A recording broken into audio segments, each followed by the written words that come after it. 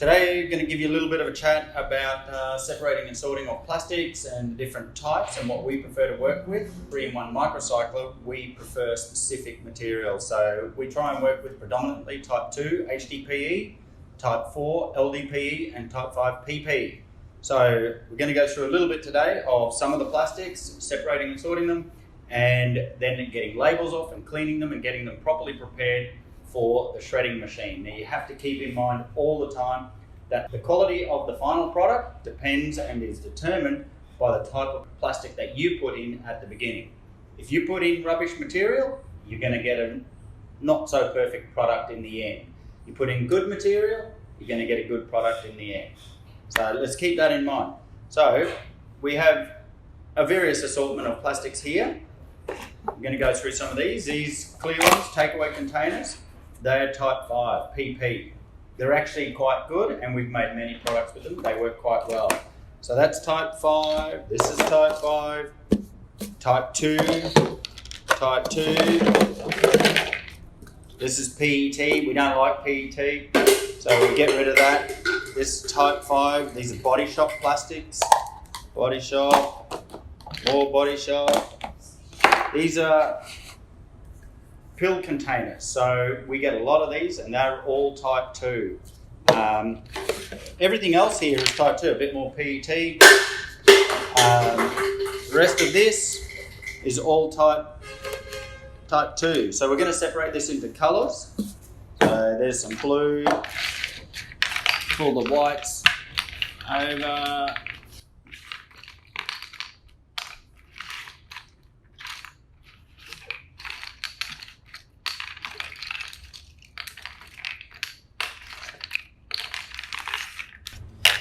We have a little bit of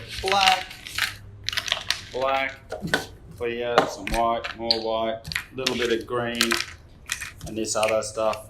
A little bit of a mix, but we'll save that for another time. So you can see we've got a little bit of an assortment of colours. So for the purpose of today, we're just going to mess around with the white and the orange. That's about it.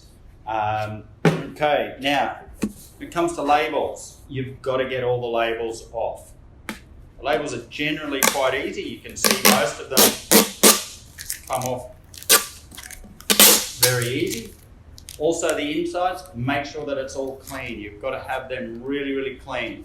You don't want any contaminants. So there's that one. These plastic labels are actually quite easy to get off. They really just peel off, no problems.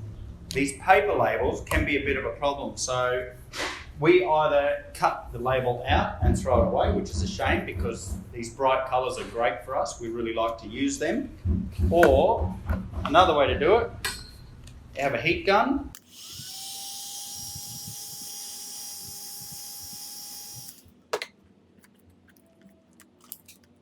So you can see that it's got rid of the label relatively easily.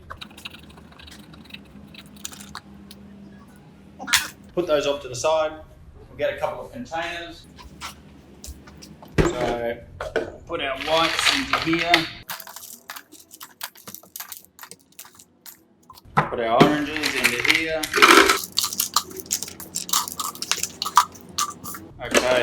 Okay, so for today's demonstration, we're just going to use the plain standard shredder. Shredder has a 2 horsepower motor with an Italian gearbox. The electrical box has been wired to CE standards, which is an international standard certified for around the world. Inside there are individual circuit breakers for the motor.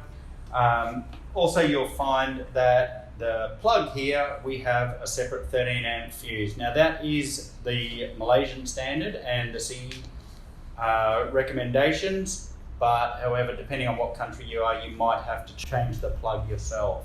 So the controls for the machine, we have a light here that you know once it's on, the machine is active. We have a reverse, a stop and a forward button.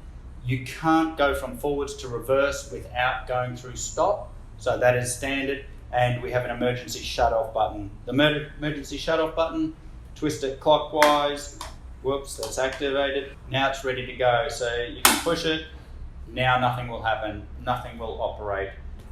Press forwards, press reverse, nothing's going to happen. To re-engage it, we need to go and turn it clockwise, while pushing it, it'll then spring up and it's active again. If you get a jam and you need to do any work with inside the hopper, then we recommend engage the emergency shutoff, and the machine will not be able to operate no matter what happens anymore.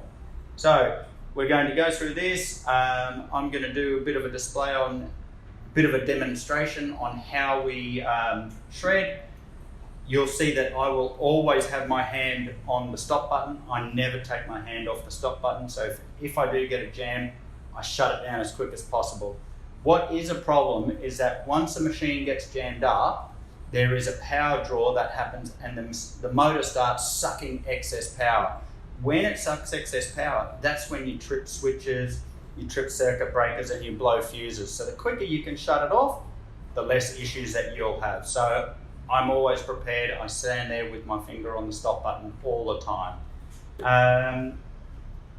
Also over the coupling, we have a perforated guard, stainless steel guard sitting over that, just so that if anyone with long hair happens to get close or someone sticks their fingers around there, they can't get them caught in the coupling. So try and make the machine as safe as possible. All right, so we're at the shredder now. We're going to switch it on. We can see that the lights come on, so we know the machine is active. So while we're doing this, I'm going to keep one finger on the start and on the stop buttons, primarily on the stop button all the time. So I'm going to just slowly put in some white plastic. I'm going to keep an eye on it and see how it's going. If it's not going down real well, I'm going to get the plunger and I'm just going to push the plunger down. But all the time I'm keeping one hand on the stop button. So we're going to go from white and we're going to shred all of this white. We've got a clear bucket down the bottom that catches all our shredded material, and then we'll shred some orange. So just going to explain a little bit as we go how that happens. So let's get going. We can put this in forwards. Okay, everything's going good. I've got my finger on the stop button just in case there's a jam. Grab a couple of bottles.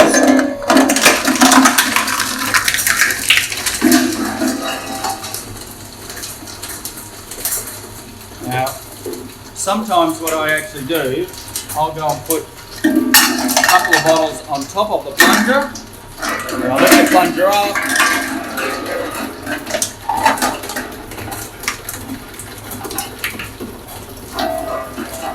They're going quite nicely. Now, there's a little bit of a jam there, so I'm actually going to stop the machine. I'm going to run it in reverse for a little bit. That's going to clear out a lot of the material out of the sieve. So you need to run in reverse quite regularly, and when it's in reverse, it doesn't jam up. So we run in reverse, clear the sieve out, press stop, and then we start going forwards again. Okay, drop a couple more bottles on. Put my finger back on the stop button. We just stopped it. You could feel that it was starting to get a little bit hard. So now I'm going to run it in reverse for a little bit and clear out the sieve. Now you can see a lot of material falling out of the bottom. So it means we're getting it nice and clear. I'm going to stop it again and go forwards.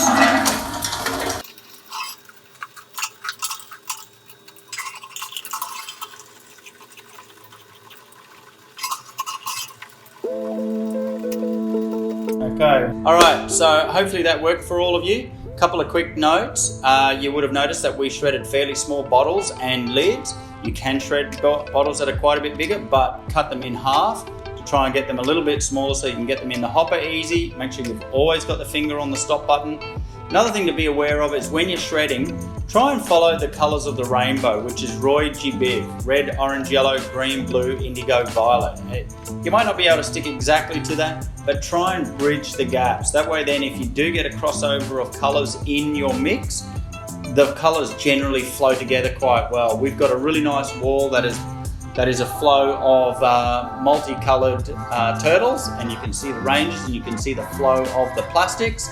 Looks quite good.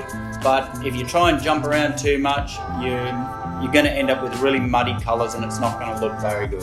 So I hope that worked for you guys. Try some bigger plastics, make sure you got your finger on the stop button and go for it. Give it a go. If you've got any problems, please send us a message and we'll help sort you out. Thank you. Join us on our mission to reduce plastic pollution and share our story today.